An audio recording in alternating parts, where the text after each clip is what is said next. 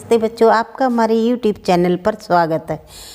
बच्चों, मैं हिंदी स्टेनो बोल रही हूँ। आप लोग प्रैक्टिस कीजिए, शुरू से अंत तक लिखें, बीच में ना रुकें। Dictation start.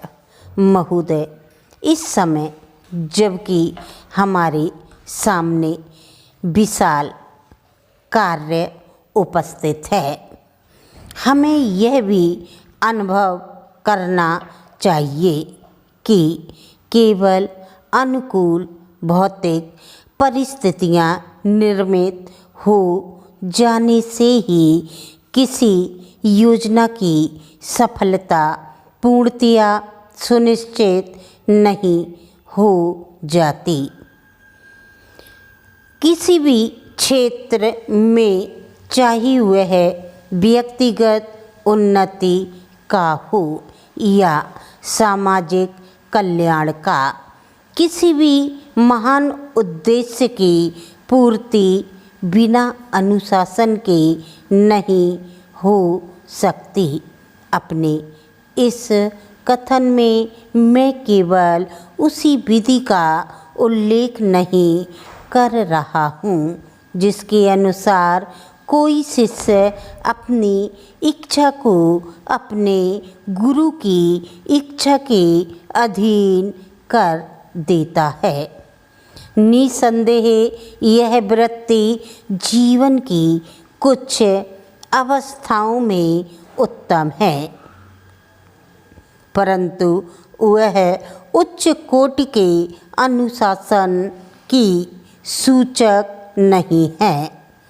सामाजिक चेतना तथा एक दूसरे के साथ कार्य करने की समस्याएं एक विभिन्न प्रकार के अनुशासन की भावना को जागृत करती है, जिसके द्वारा हमें यह ज्ञात होता है कि मानवीय तथा नागरिक जीवन में हमारे एक दूसरे के प्रति क्या कर्तव्य है।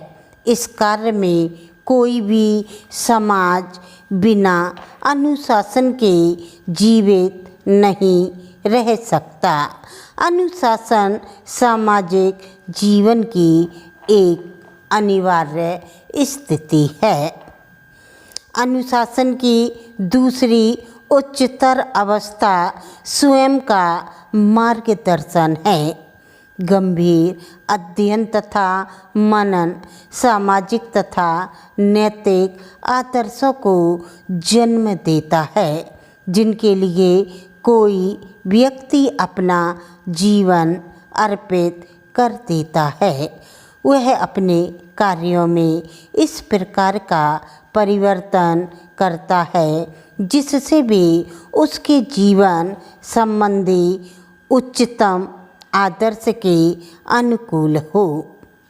उसने एक विशेष जीवन दृष्टि का विकास किया है तथा कुछ मूल्यों को स्वीकार किया है या उसके जीवन के व्यवहार में प्रेरणा का संचार करते हैं तथा उसके जीवन को अपनी एक विशेषता तथा गौरव का समाधान प्रदान करते हैं।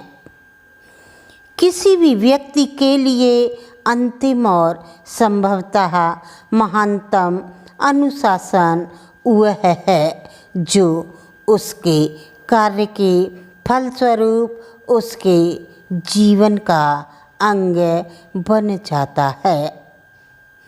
किसी भी कार्य के फलस्वरूप चाहे वह अमूर्त चिंतन करता हो अथवा कलात्मक सृजन हो अथवा हस्तकार्य हो, कर्मरत व्यक्ति के जीवन में एक विशेष प्रकार के अनुशासन का प्रवेश होता है। अपनी कृति में पूर्णतः प्राप्त करने के लिए किए जाने वाले अनवरत प्रयास द्वारा ही यह विशेष अनुशासन प्राप्त होता हो। आपको डिक्टेशन अच्छी लगी तो आप लाइक करें, सब्सक्राइब करें। That's all.